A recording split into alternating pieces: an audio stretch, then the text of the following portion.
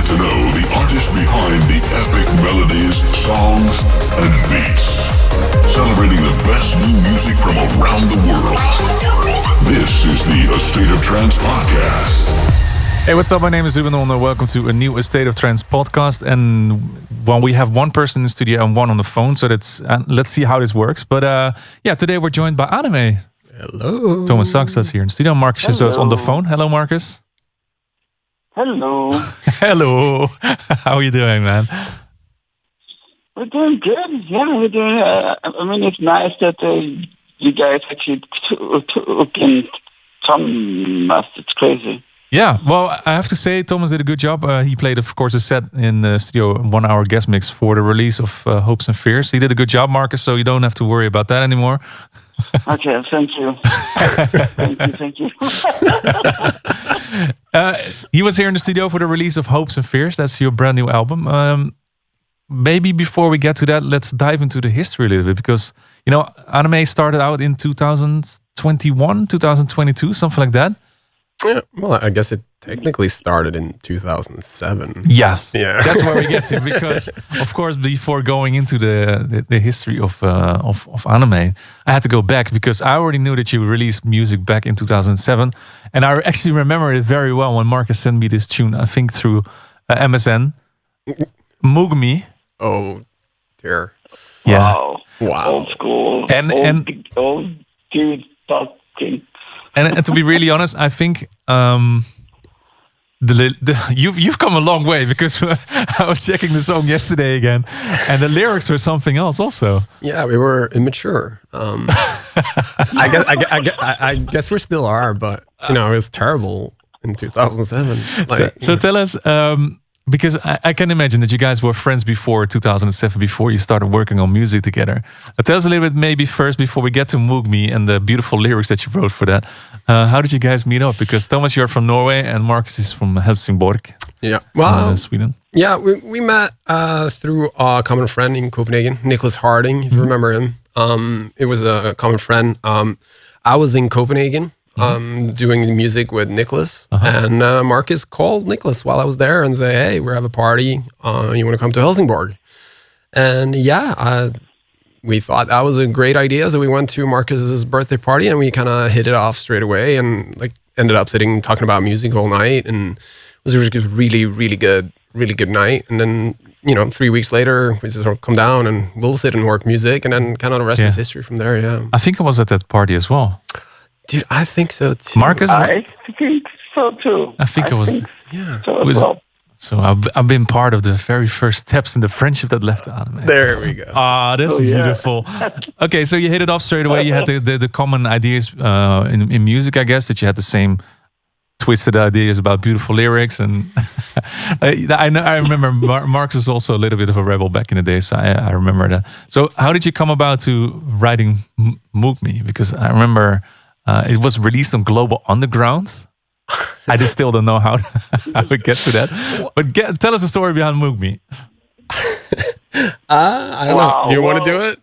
Yeah, go ahead, Marcus. Yeah, sure. Well, so basically, it was a spring day. It was kind of warm outside, like the first warm day, and there was this like great party vibe in the air. Yeah. And me and Thomas sat down and we said, why don't we just do some stupid stuff? And then that came out. Yeah. There was like zero plan or anything. It was just like two dudes just jamming out. Yeah, I remember it being like it didn't start with the vocal being that thing, obviously. It was just kind of like we got the Moog, play with the original like hardware Moog at one point, and we were just like mesmerized by it. And then we got like this early version of like this VST of this thing, and we just like, let's make a song with just using this thing, because this is amazing. Oh yeah. And then we come up with the melodies and stuff, and then it was like, you know, naive and a little bit stupid, and you know, I have to put something fun on it. There was such a nice groove in that track. Yeah, it was so very different. Yeah. It's very, very different, and I'm going back in time as well, because I remember this time very specific was because Marcus showed me this plugin also. I think when you did Mr. White, I also did. I did a remix from Marcus also in 2007, and also I remember I used the pirated Moog synthesizer that I got from Marcus Schusso. Don't listen to these kids. Buy your software. Yeah. So I guess this must have been sort of the same time period that Marcus wrote Mr. White, and then you did Moog Me together. Yeah. It was. I think that was the whole. It was. Go ahead. It was like shortly after the words, right? Yeah, I think so too. I think at that time I did like Mr. White as well. There was some Swedish Beatballs of Ingrosso, Swedish Beatballs, all of that stuff. Yeah. Good times. Do you remember the? It was like this text-to-speech thing. It was like completely new on internet. Yeah. And we were like, "This is the coolest thing ever." I can type everything in. And people were like, kids listening to this is like AI. Like, hello. Like we're like, this thing is literally amazing. And the whole thing is written in that. But I actually have a really funny story about it because we sent the record to Paul Oakenfold at the time. He was like, Perfecto was like a cool label. We sent it to them and they were like, we cannot release this song with these vocals. So they tried to like get us to change the lyrics. Yeah. So it wasn't, as offensive. And we were like young and naive. So we were like, no, that's not happening. Like, this is the dumbest thing ever. It has to be like this. And then we sent it to Global Underground. And they're like, hell yeah, let's go. I don't know, the Brits, maybe they're. If you guys haven't checked it, please check it out, Moog Me, because it's such a. It's still sounding fresh. I was listening to it yesterday. I was like, oh shit, this was it was something that no one else was doing. That's 100% certain. Yeah. Okay, let's dive further because that's only where the bromance started out. Because after that, you had, of course, Hypnotizer in 2008, and the title that came up again, Crepusculo. What can you tell about Crepusculo? It's like a sample we found, and like this is a cool sample pack. We were like always been, we were like always into like getting samples and cutting them up and playing with them and changing the melodies, and it was like, I guess at the time obviously I took a year off. I was gonna go to school and become a grown up, but instead I just moved to Sweden and started making music. Marcus moved it. It was a great idea. Here we are, full circle. Yeah. And then Marcus actually moved into my apartment, which I bought in Helsingborg. And so it was like this creative party hub, fun house, our apartment. Like the door was always open, so people would just come and go, and there was parties, and we would have studio. So we were just like making music and DJing like 24/7 all the time. So it was like no end game. It was just like having fun and playing, and that's where like these Hypnotizers and Crepusculo and these kind of like these records like kind of appeared. It was just like pure fun. So this was an era in time where you guys were living together and just there was music nonstop. Whatever happened was productions all the time and just parties all the time. Yeah, it was just fun. Like we had there were no barriers, and also we like never thought we could live off it. That was never like an idea. This was just fun. Like we were just having and also fun. Because it was exactly in a time period where vinyls were disappearing, MP3s were everywhere. Yeah, there was no streaming, so the income on music was. It was literally impossible. Disposable, Like we didn't we hardly knew anybody who lived off music. And having to we saw this, and that's kind of like where the Global Underground thing comes into mind, because I remember seeing me and Marcus sitting in the living room, because all I could afford in this apartment was like a TV, and it was a chair, like a couch, and I had one lamp, a lot of DJ gear. We had that everywhere, but that was the living room. So we were sitting in this couch and just watching this DVD of Transmissions, I believe it's called. It's like a Global Underground Transmissions. Yeah. It's like a mini documentary of these guys, like Dave Zeman and Nick Warrens. Yeah. And they were traveling to Argentina and, Chile, and they were doing this amazing things. We're like, do they get paid for this? Like, this looks amazing. We should send them some stuff. While you had a can of red beans in your hand. Yeah. Eating I your was macaronis. And that looks amazing. We should sign here. So you signed the track. You were like, okay, this is what we're gonna do. I'm gonna show my dad this. Like, look at what I'm gonna do, and this is what I'm gonna do. Look at it. Oh my god. All right, so that was how long did you guys live together for? Oh, because I think at a certain 2 years almost. almost 2 years. Yeah. because at a certain point, I think Marcus moved to the Netherlands and you moved somewhere else. Yeah, I think that 2 years, a year and a half, 2 years. Life happens. We also we didn't never really grew up, but we got girlfriends and all the responsibilities. So you had a beautiful bromance, and then women came in, destroyed your beautiful apartment with your musical. Yeah, I started like putting furniture and stuff. Like, gotta be careful like a vase with a flower in the corner. Weird kind of shit. Before that, I had to point out one more track because this was sort of a follow-up, I guess, to Moog Me, which is, I absolutely adore this track, Spring Break Hookup. Oh, God. This is all Marcus. I have nothing to do with it. I had to bring it up. Can you skip this part? Yeah, I think it doesn't really land well in this beautiful world we're trying to create here now.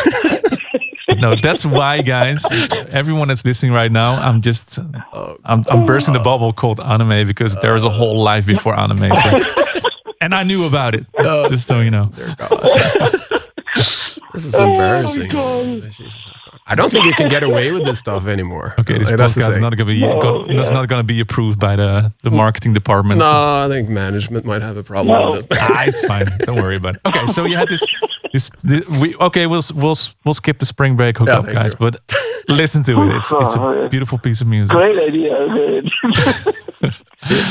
After that, you still did Dome in 2011. In the meantime, you were still making some music here and there together. But I think when I look at your musical paths, they drifted further apart because Marcus went into the more EDM kind of. Do I dare to say that, Marcus? Yeah. And Thomas went more down the house route, I guess. I guess so. Can you tell us a little bit more about the period in that part of your life? What happened with your friendships, and did you stay in contact, or tell us a little bit more about it? Yeah, we've been in contact since day one, Yeah. But back then we lived in different countries further apart. Yeah. And when you do live apart, you meet different people on your path and so forth. Yeah. But it's still different, I guess, because, I remember the days that you were just talking to each other on MSN all the time. And now, I mean, you both had a very busy career. The whole, yeah. And then after some time, the whole EDM scene came, and I was doing this progressive house stuff. Yeah.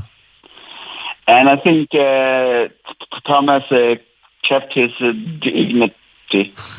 And, just doing house. Move away. No, I guess you're right. Like, it was, it wasn't like we're growing apart or anything. Like, we were still like really good friends, and we were supporting each other and helping out wherever he was. And Marcus was doing some more of the Axstone stuff, and I would help with him, and I would do the more sort of Eric Murillo and Cascade and the more American sort of route where the house and that kind of thing came in. So I think we were always supporting and we were always talking about, and there was every now and then we had like studio sessions, but it was like a different time and tastes and, So you would visit each other and then still share music with each other? And every day. Like, still, we were like almost every day, it was like keeping talking, and he would send me, like, listen to this thing, it's amazing. Or it was always there. But I think it's like, if you go back a little bit before this whole move, it was always like this talking about like, one day we'll do this thing. Yeah. Like, this was always in the cards kind of thing, like when everything lines up and like, cause like rolling out projects, the money, place in life, and you have your team, you have to have the label, you have to have, your wives or girlfriends or whatever it is, everything needs to line up in your life. And I think we were always kind of like, Because I remember when we were living together, we had like a small balcony, and we would sit on it and listen to like some Deep House or Global Underground. I remember the one thing we listened to over and over again. It was the Danny Howell's Global Underground Miami on loop, like every day for summer. We're sitting and watching the sunset, and we were talking about like what we wanted to do. When we grow up, we want to. Yeah, no, when we're big, like when we're responsible adults, we'll do this. What kind of ambitions did you have back in the days? Like, what was the aim when you were sitting on the balcony in Helsingborg? Young kids, you just wrote a lyrical, beautiful piece. I don't know. Like, I don't think, like, we didn't think about it that way. And I don't think, like, oh, we're going to be like these successful DJs. That sounds like crazy back then, because there were five, you know, you can count them on one hand, you know. It wasn't like that. It was like, we will create this music, this kind of like ambition of creating songs that sort of meant something in a setting that kind of meant something, that we could travel the world together and share this thing. Because that was also like the bizarre thing. We were starting to putting out all these pieces of music, and then suddenly, you know, some kid from, you know, Mexico would like send us a random message on MSN or whatever it was, like MySpace or early Facebook days. You know, it was like, oh, they love these songs, and we're like starting to grasp what this could mean. And that was sort of the ambition. It's like, if we could figure a way out to put this into a concept where we could do this, travel the world together, and, you know, bring some sort of happiness or hope or whatever, which is kind of like this setting. So this was 2008, 9 that you were sitting like that. And what about you, Marcus? Yeah, I mean, I think me and Thomas have a very similar approach to the life, which is trying to keep life simple and be happy in that, you know. We don't need a private jet or millions, or, you know, we just want to do what we do. And at that time, there was no real blueprint of how you do this. So I think the whole dream about it was to like kind of to figure out how do we do what we do and still have, you know, money to eat. Yeah, because like mentioned earlier, 2008-9 was, for an artist, it was almost impossible unless you were an established artist to live with your music, because the vinyl market just crashed. The MP3 downloads were at the highest. iTunes was the only outlet maybe for music, and that was it. Yeah, and also remember like touring back then with vinyl, like you. 50-kilo bag. Like. That was not nice. You always, if you went to a plane, you just had to pray that you didn't need to check it in. Oh yes, I remember those days. And here you are, because 2009, that was when you were dreaming about becoming a big DJ and whatever you were doing, just reminiscing about doing something together in the future. But it didn't happen until like 12 years later, when suddenly you guys were coming up with ideas to start off anamē. We're skipping a big time in history, but you know, that's just what happened. What happened in the meantime? Well, like, why all of a sudden did you decide to start a new act? Well, it's like it is stars align. We talked a little bit about it earlier before this show, but it was a lot about, like, obviously there was different projects going on, and we were starting to work together closely again without actually having a band. And then for me, it was I went back to Sweden because I moved back to Norway, and then I coming back to visit my home city and hanging out with Marcus, who was living there before he went to Poland now, and having a studio session where we just like felt like everything clicked musically. We're like just having, it felt like 2008 when you just like play and it sounds great, like the moogmies and the melodies, and it was synths. You were just excited about it. There was no objective, but everything felt right. Can you still recreate the setting of that studio session? Like, who was sitting doing what? Like, why did it click suddenly? I don't know. It was like Marcus's studio, like in this apartment, was like super small. It was like hardly space, but he like has all these synths everywhere, and it was just like playing a beat, and somebody was just jamming on like this matriarch or this prophet or whatever it was, and everything we did kind of sounded cool. Yeah. And it was like this buzzing energy. Oh, holy shit! What's Shit, happening? this is cool. Yeah, like we don't even have to do it. Like we're just doing it for fun. And it kind of, for me, brought back a little bit of that vibe that we had back then, where it was just pure creativity, pure fun. And then coming out of that, it was like, well, we do What are we got, gonna do now? Yeah. we do have a record label that really likes, most of the things we do. We do have a little bit more money now. Kids are a little bit older. Everything seems a little bit like, should we start a band? Is this when we start a band kind of thing? Yeah. And it was like, yeah, let's do it. Was it like a formal conversation that you were having, or was it just? I don't remember, Marcus. I can imagine you guys sitting on the balcony again, like, and then with a shisha or so, like, hey, guy, should we start a band then? Should we start a band? COVID is done. I kind of miss traveling. Yeah. Well, that would be a good reason to do it. I think we realized. I think we both realized that there won't be another chance in life. Yeah.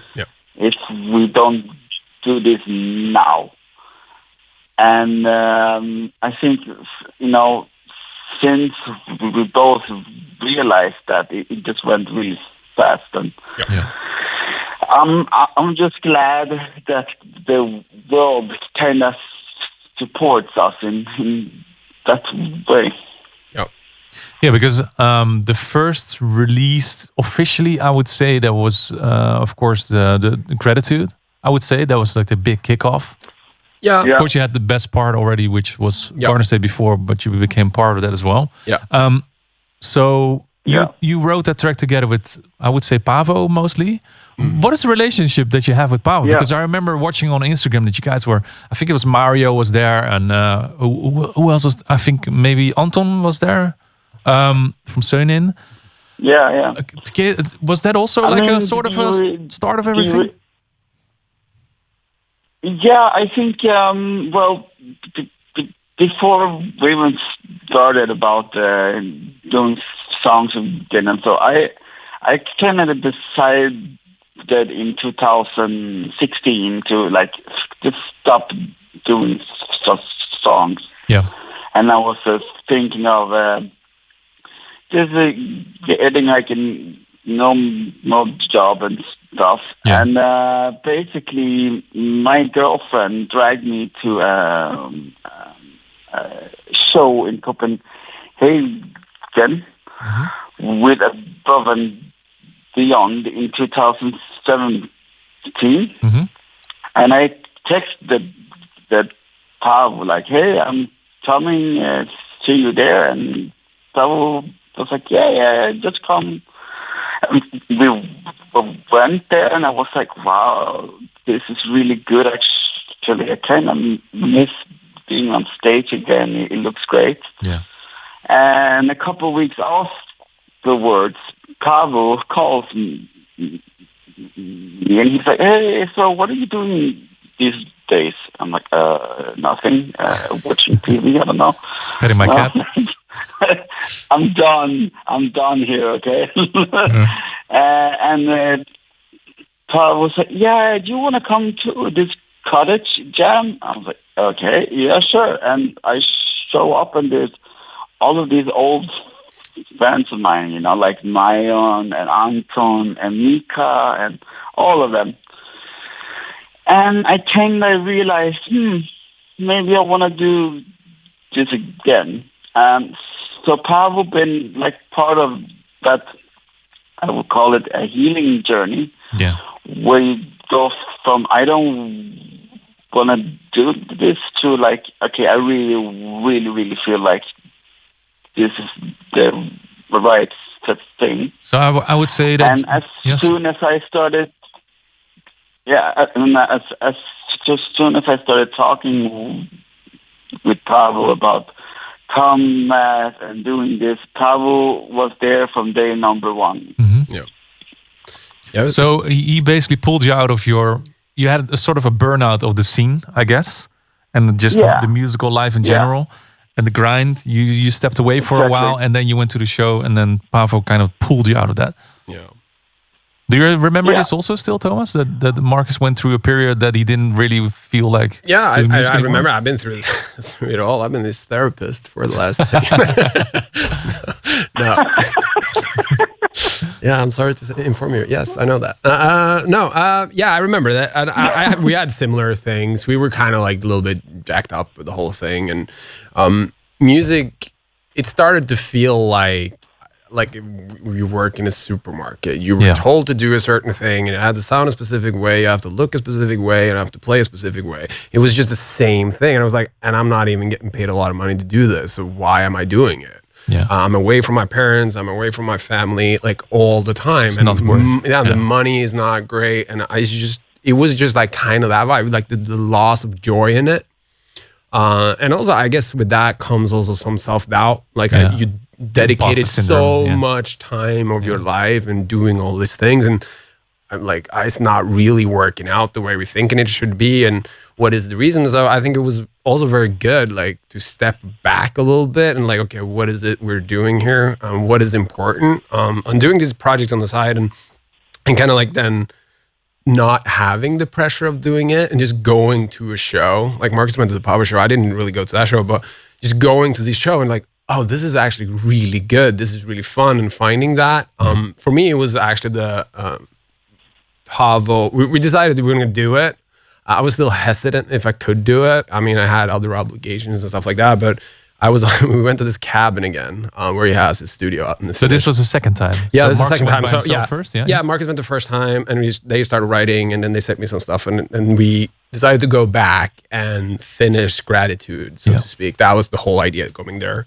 But going there, and like Marcus was just raving about this place because it's like the most beautiful place in the Finnish. And there's like cabins and studio, like everything you dream of, like it's beautiful saunas. And so we're sitting there and making music, finishing Gratitude, and just having these long conversations with Paavo and just explaining like, this is what I think and this is how I feel. But it's like, he was like, well, guys, you're supposed to do music. Like, obviously, this is what you need to do. This is quite obvious to me. Like, why are you doing all this other stuff? It's not going to make you happy either. I'll do what I can and help you guys. And obviously having, coming off Gratitude was like, I think a lot of the song is kind of about that too, is like cherishing that sort of friendships and pulling out. It was really important. I think you could have had a worse start of a project. Releasing I think so too. I remember, do you remember the first show as anamē? It was like a stadium in Poland. And I hadn't DJ'd in like 8 years. Like, you rocked up with some finals. Here we go. Here's 15,000 people in a stadium. This is my biggest show ever.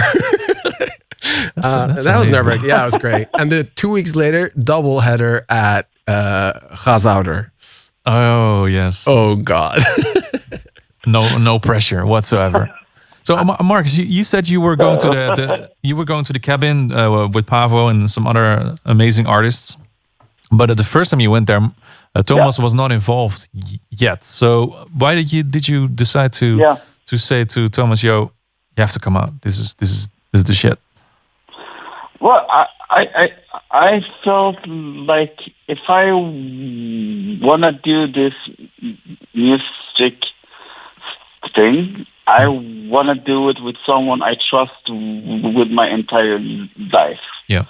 Because it matters so much to me. And, with age and time, you kind of realize, well, you don't have that much time. Mm-hmm. And at that time, I was doing Garden State, and it didn't feel right. It just, I don't know what it was. It just didn't feel right. Yeah. And I sat down and I was like, I want to do something with my best friend. I want to do it just once, and I want to go all in. Yeah. Yeah. I think that was the kind of, you put your finger on it, really. It's you wanted to do it, not alone, because that was not worth it. If we're going to do it, we're going to do it right, and we're going to do it together, and we're just going to go all in and see what happens. If it's crash and burns, at least we had like this one last hooray and just went for it. I think that was a lot of like why I could convince my family back home to quit my job and go back to this crazy world. Did your girlfriend think like, hey, okay, yeah, you're getting back to that apartment feeling back in the days that you just want to have some fun? Yeah, she was like, that was literally the question. It's like, are you doing this just because you're like bored of being an adult and you just want to have fun all the time? Is that why you're doing this, or is there something else? And it was like, no, well, it's gonna be fun for sure. I hope. If not, I'm not gonna do it. Yeah. But that wasn't the reason why we wanted to do it. Yeah. And then it was like, all right, as long as you don't do it for the right reasons, I'm all in, and we're all in, and I'm very blessed to have that support. And Marcus has the same with his family, and we wouldn't be able to do this without it. Even going all in means what it means. It is Go all in, yeah. You know, it's gonna be tough. I think we need to address Pavo now as a motivational speaker. I think so. That he too. managed to pull you out of the the funk. yeah. I know that Pavo is such a wise soul. He's such an amazing guy to talk to. Yeah. So I think one day we have to do another talk with him. 100%. We owe him something for sure. Yeah. So okay, so the journey anamē started. What I would like to know, because it's not kind of obvious question. What does it even mean, anamē? It means, it's like an old Norwegian word. It means to adapt. And I think like it kind of like works really well for us. We kind of been like, Marcus as well, we kind of like navigating this crazy world of music and different genres popping in and out. And we've been kind of like been these people who just always kind of made our way around it. Yeah. So that kind of felt really good when we found that word. So that's what it means. So now, Marcus, as a Swedish citizen, how did a Norwegian guy convince you to take a Norwegian name? Because, you know, it's not the best friendship Swedish and Norwegian have. Oil money. Well, the thing is, it means the same thing in Swedish. Ah, okay. That's fine, right? That's kind of like, Keep telling yourself that. yeah. You're lying to same yourself. shit, man, it's the same shit. Okay, so and then of course the journey started with your track with Above and Beyond. It's Gratitude, of course, and then after that, did you already have the plan to work on a full album, like a full-fledged album, Beautiful World, or was it just let's start with one single and see where it goes, or was it already straight away? It had to be an album. Like it had to be an album because we didn't say like we're going to do Gratitude and then do an album. It was like there's obviously some steps between here, but we have to do an album. This has to be. Beautiful World was a lot about writing like all our inspirations, like from this whole part of being in industry, everything from the Sashas to the Armins and the trends and all the genres, and putting our spin on all of our influences and putting that into it. And that's what we always talked about. Even in the balcony section, that we talked about. That's what we talked about. Like, how do we blend all of these things? Because we never we like trance or we like house music. We liked all of it. Yeah. How do we make something that is us? And the only way we could do that was to do an album. Because you can't, that's just the best you want format to tell for the full story. Yeah, we had to. Like, that's the way. And so it had to be an album. So we knew that it was going to be an album. We did not know it was going to be an album, 2 albums in 2.5 years. Yeah. That we didn't know. I had a lot of discussions here in the podcast as well with other people, and some people are just saying, album, I don't know, man. Is it still a thing? Because on one side, because we work in Yes, it is. we working in the music industry that's focused on putting out a lot of singles, just shooting as many shots as you can, just to hit, maybe to get viral or whatever. That's the situation where people are living in right now. But you guys took a different approach to that. Yeah, I don't believe that narrative at all. Because go ahead, Marcus. Sorry. Yeah. I think Tom is saying exactly. We aren't about TikTok or Instagram or something like that. Mm-hmm. We want people to come to us because of the music, and I think having a room to our fans to hold and sit and touch and like consume the way that they want to is a lot more important than some viral TikTok. Yeah, I don't buy the narrative because there's no proof behind it. If you look at the really, really big artists today, they're big because they have albums. They do albums. They tell the full story. It's the only way you can create fans of what you're doing is if you tell the whole story. Because if you're a fan, you go deeper and you dig in and you look for these cues that we put in our lyrics. You know, like we have a single called "Hopeful" coming in where we reference another song that's coming in and people start catching. That's how you create fans. If you're always looking for something like the best part who has like 1 billion views, you're never going to find it, and you're only going to find the wrong people. You're not creating a community, you're not creating fans of what you're doing. And the fans need to find each other, and that's what you're here to do. So I don't believe the narrative. I think all the big, really good artists, they're big because they have albums. But now I'm gonna be devil's advocate, okay? Yeah. Okay. So I'm let's say I'm a young guy in Stockholm. You know, I'm just making some music here and there. I have the same images in mind that you have, that like you were sitting on the balcony. But it's impossible almost now to break through as an artist if you don't have any, you know, a trending track on TikTok or whatever. Sure. So. Well, it is hard. I mean, there's, what is it, 80,000 tracks a day or something? It's like a week or whatever that number is, like bizarre. And I saw something was 86% of all the songs has less than 1,000 streams. Yeah. And just that is like something like, see that and you decide to go into music industry, you're crazy. Yeah.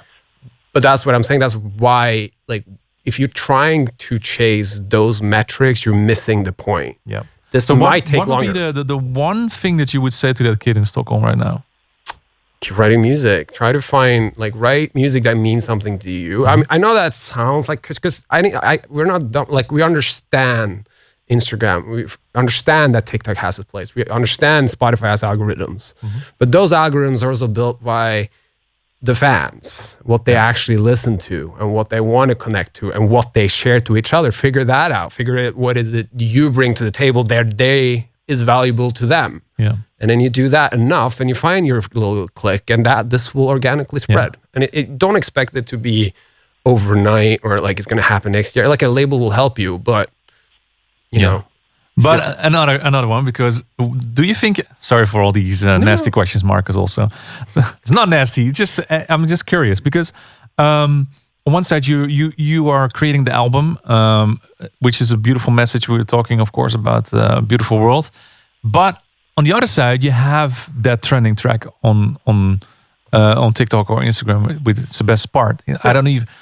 There's the biggest accounts on the planet are using that song in their reels. So what happened when that whole thing went viral? But what happened to your guys for yourself? What did you think about it? Did it change the way that you looked at the album project of Beautiful World? No. Okay.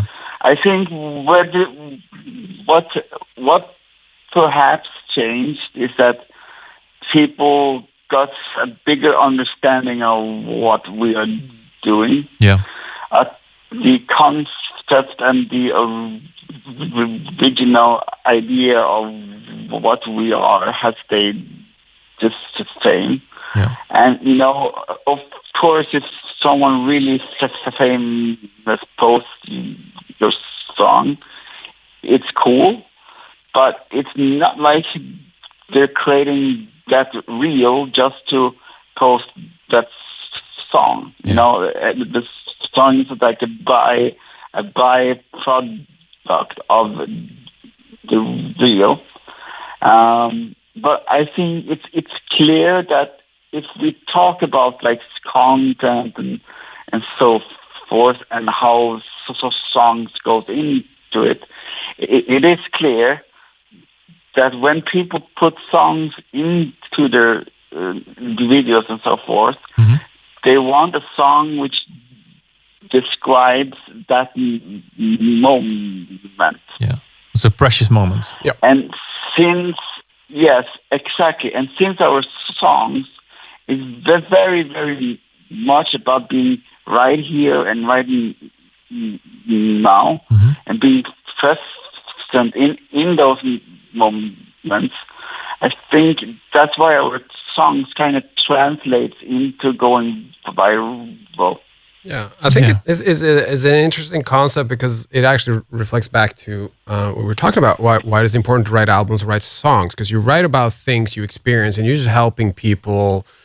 Like whatever gift or talent we have is kind of like putting words or melodies to whatever people are feeling. So when we write a song about, it's called Best Part. So like, here's the best part of coming home. Like this is seeing my family. So we're basically soundtracking what they're feeling.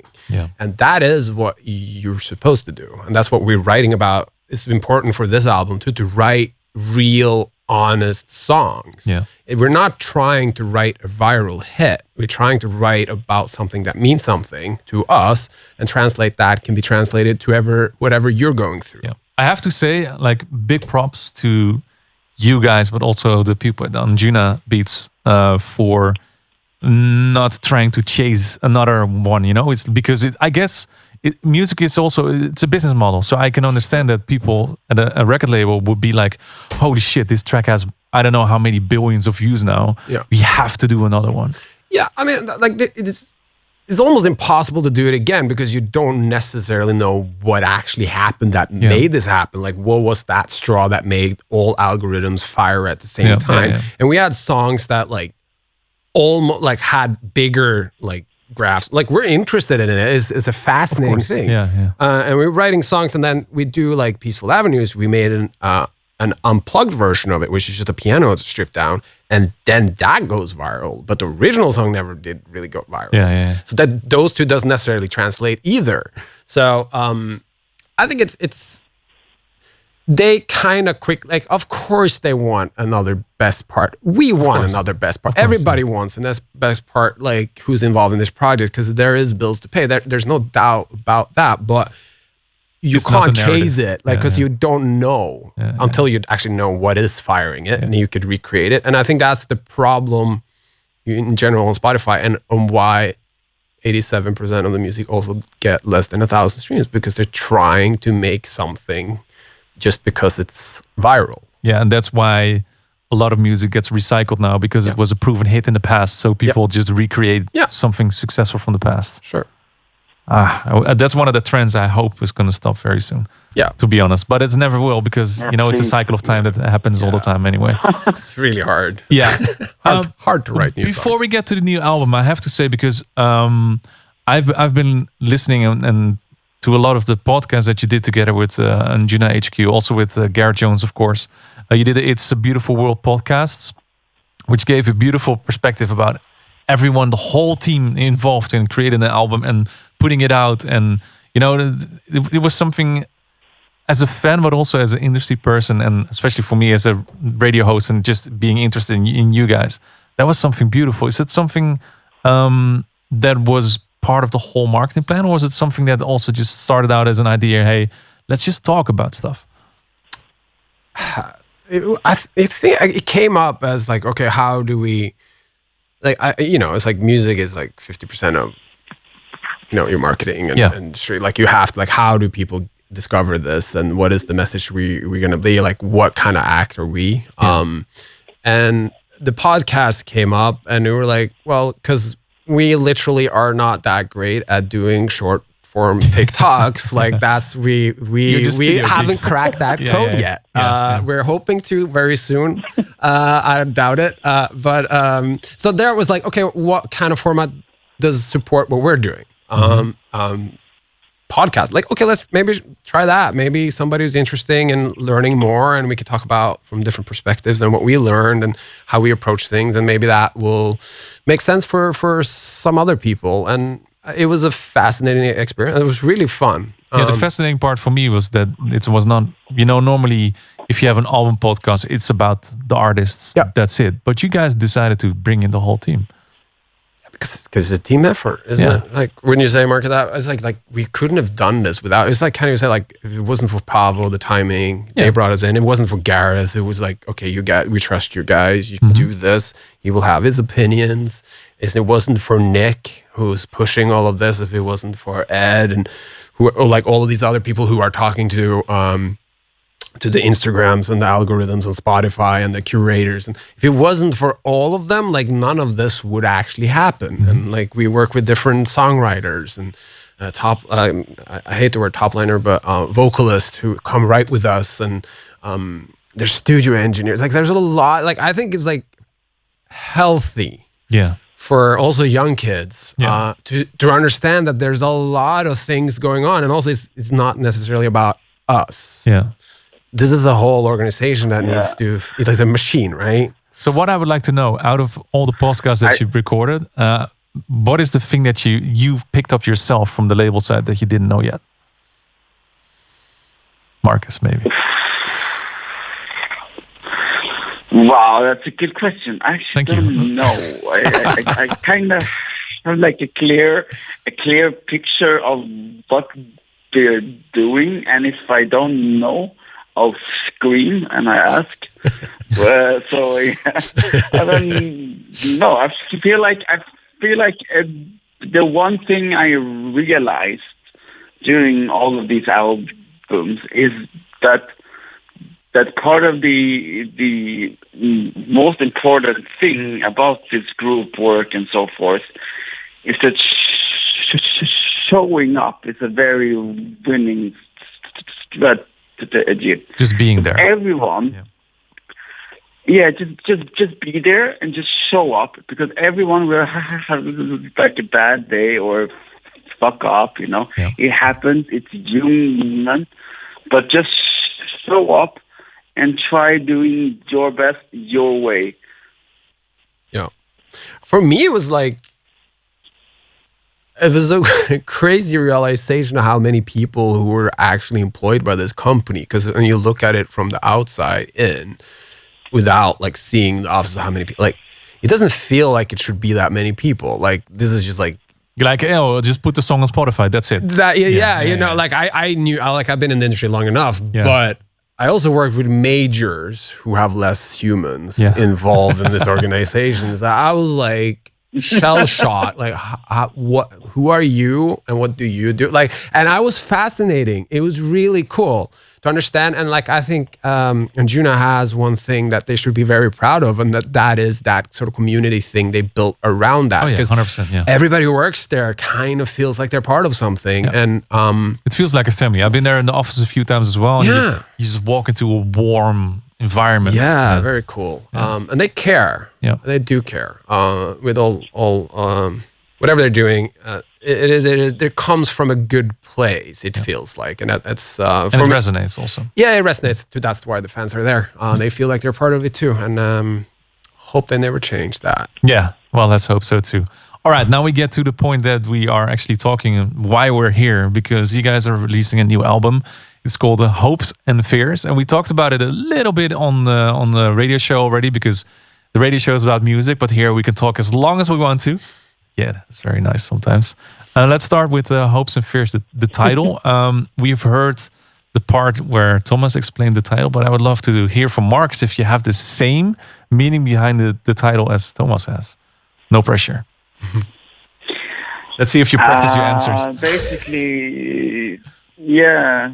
So when I cook pasta, that's exactly what Thomas said. Oh my god, it's weird. No, I think you know, the world is so fucked up. Yeah. And exactly. Pardon. And the world, it's kind of in this state where it could go really well or it could go really, really bad. Yeah. And I think a lot of people feel that way. And sometimes I feel like we see the world in like the most horrible ways because we only hear about all the bad things.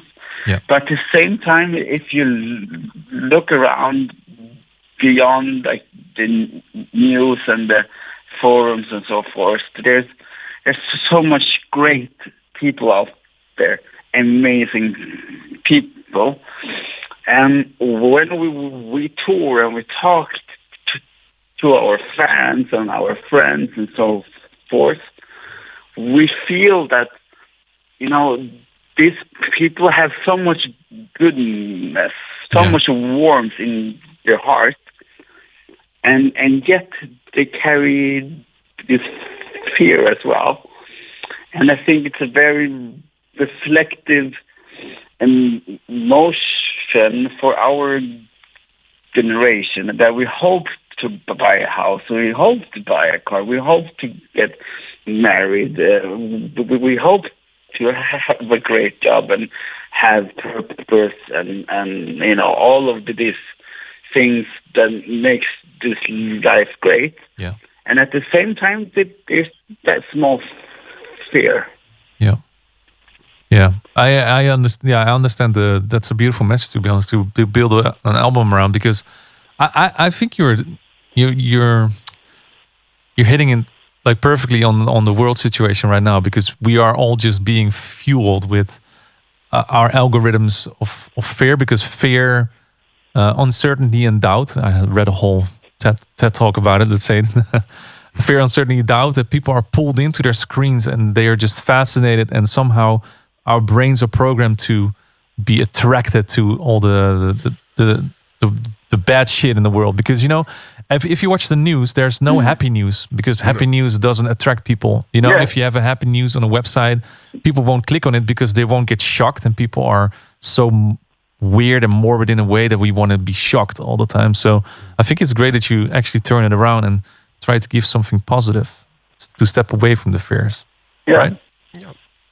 Yeah, I think the hope is important. I think there's also a lot about, like, you speak like it's young kids today. Like, it feels, and I understand that a lot. Obviously, seeing how the world kind of feels like sometimes, and being even younger now, like coming out and trying to get into the real world, so to speak.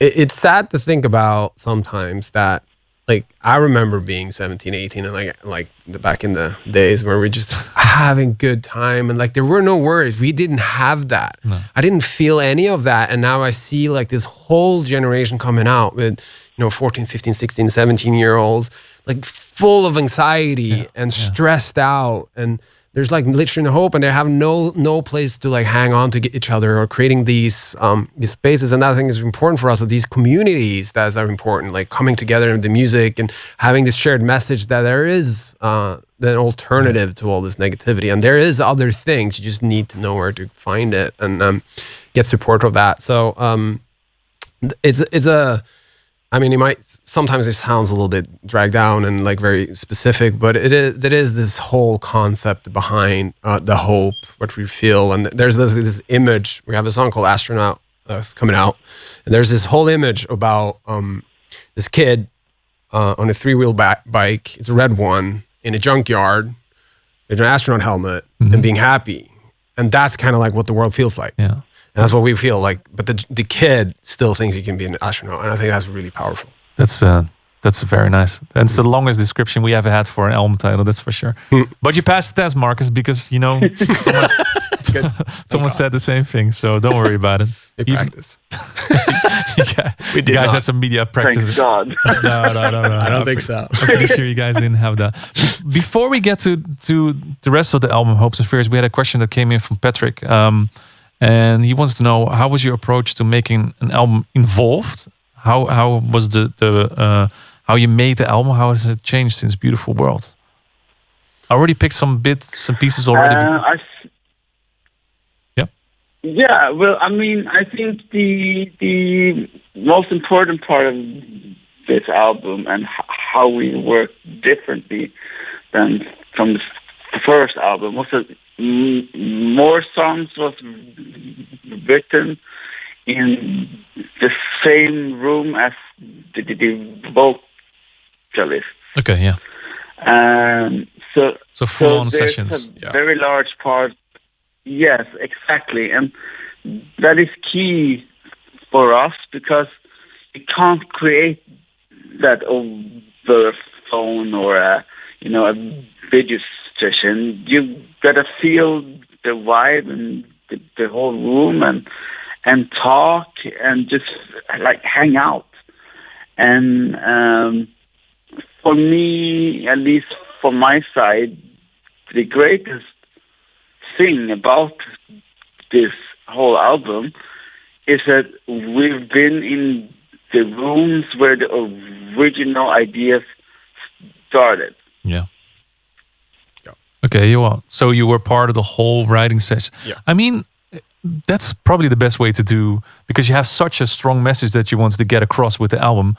You can't do it by, hey, here's our piece of music, write something about it, or... Yeah, no, it could never be like that. No way. No, and also like the songs that resonated the most, we felt on Beautiful World, were those songs we were actually sitting down and writing. Yeah. And it also comes back a little bit, we wanted to feel like we're a band and not necessarily just DJ duo pushing out this song. These are honest songs. We have songs about, missing home. There's songs about this thing. And there's real songs and real emotions. And that's really important. And the only way, like Marcus said, is like laying down in the studio and talking about life and talking about these topics. Like, what are you going through right now? Like, and that's what makes it real. So that was really, really incredible this time. And having these sessions in Miloko in London, like for a week, it was just like goosebumps thinking about it, because it was so good. And that's what we want the music to feel like when you write it. And if you get that feeling, hopefully people can sort of pick that up and, adds value to it. How things have changed since Mugme, right? Oh. So Hopes and Fears, I just wanted to say, because I already said this on air as well, the artwork's absolutely stunning. I think that's frameable already. Yeah. So I think crazy job. Yeah, that looks beautiful. I think it would have been nice if it was Marcus running through that field with a bouquet of flowers and stuff. Yeah, we can make that happen. Oh, thank you, darling. AI, Thank you. AI. Now, when I look at the track list, one thing really stands out is that you worked with Lidmore a lot. With About Me, Hopeful, Hero, Astronauts. Am I missing one? I don't think that's all of them.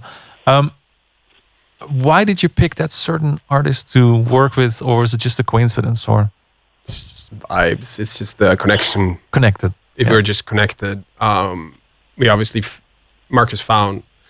Was it like your cousin? Because Lidmore is obviously like she's a Danish pop star. Basically, she's amazing. I didn't know about her, but Marcus's cousin sent him this record, and then Marcus showed it to me, and I was like, holy. This is something else. This is what we're talking about, because you've been around long enough to see some of these demos you get in, and it is the same thing. It's the same vocals everywhere, and like there's nothing unique about it. Bubblegum, like similar. Oh, they're featured on every single DJ. There's nothing unique about it anymore. And then she came along with this demo, and we just chased her down. She was signed to some German label. They didn't even reply to us. We couldn't get in touch with her. We chased her for over a year. And then suddenly, like this guy, I don't remember the label, but he just sends this to Lidmore and says, hey, these guys, they just don't stop mailing me. Do you want to talk to them, or should I like tell them? Stalkers. F off. And she's like, no, like it's cool. And we started talking, and we did 2 records, obviously, on Beautiful World, and we just kept writing, and we just such a good energy. And she's also we're like such a big part of the band now that we like brought her to Mexico to do live, and that was incredible. So it's just pure connection. She like on the same wavelength kind of thing. I was shocked how good she is live as well. Yeah. I was watching the set and I was like, yeah, okay. Yeah, she's something else in every single way. I mean, this really strange how dance music isn't being performed the best way it could be. Yeah. When you hear her live and see her live and see her energy live, and then you go DJ, and he's like, why are we doing that? Why am I playing her songs from a USB? Yeah. Exactly. And I feel like at some point, if this whole dance music industry should survive and so forth, we need to kind of upgrade how we perform and actually put real talent on stages, because when that goes on the stage, like real talent, there's some magic, and you just can't deny it. It just hits everyone's hearts, and it's so important. Yeah. I think we are also in the wrong generation for that, because everybody's a DJ nowadays. Like don't call me a DJ. Personally. You just put on some music and TikTok take away. I'm like an artist now. Yeah. But that's why I found that performance that you did at Group Therapy such a special one. If you haven't seen it already, go on YouTube, ABGT 600 Mexico, anamē. It's definitely worth checking out. Thank you. Hopes and Fears. What was this is you could have practiced this one. What is the most beautiful track on the track according to you, Thomas? Or we'll start with Marcus. Marcus, was the most beautiful track on the album? Kill Your Babies. You could have practiced this. Come on. I can't. Everybody asked us. What's your favorite color? Blue. For different, ask me tomorrow. It's a different question. Yeah, different answer. I don't know. Okay, well, I think astronauts. Yeah. Okay. Has it all. Yeah, it has it all. It has the vocal, has the melody. Yeah. A cool synth hook, a really nice beat as well. It's just a good song. Yeah. Really, really, really good song. Yeah. And a good feeling about it, with the kid with the astronaut hat, with the helmet on, and it's very pure, picturesque. Yeah. Like there's you could put that prompt into AI and it will show you exactly what I'm talking about. Try it, and that's what the song sounds like. Try it and send it to Armin. That's what the sound looks like. Yeah. Send it to me after. See. Throw it into AI and tag us on Instagram if let's you want that. All right, thank you so much, guys, and we've been blabbing too long for already, so thank you so much for answering all these questions. And all I have to say, guys, congratulations on the release on the album. I think I'm happy to see that this spur of thoughts that you had, let's give it all and just create one album. And here you are with your second album, probably working on the third already. So something, people embrace your music, and it's really, I'm happy to see that. And also because I've known you guys for longer than today already, and it's nice to see you here again and reconnect like this. So thank you for all the fantastic music. Hopes and Fears. Is there any last messages that you have for our listeners? Well, thank you for supporting us. I think yes, thank you for supporting us, and I think whatever you and Armin is doing is incredible. Yeah. You're seeing the growth of it, and it's just amazing, and we hope to see you guys soon. Yeah, for sure. Yeah, I would say to finalize it. We know we're a little bit different musically, and then some of the stuff, and really, really appreciate you guys with the platform you have to put that kind of music forward too. Is a little bit unique. Hopefully, good music deserves a platform. There we go. So we really appreciate that. So thank you so much. So good words to finish this off. Thank you so much for coming by again, and Marcus, we'll talk to you very soon as well, I hope. Yeah. Take care. And thank you so much for tuning into this State of Trance podcast. See you next time for a new one. Bye-bye. Thank you for tuning in. Check all previous episodes on YouTube or your favorite podcast portal.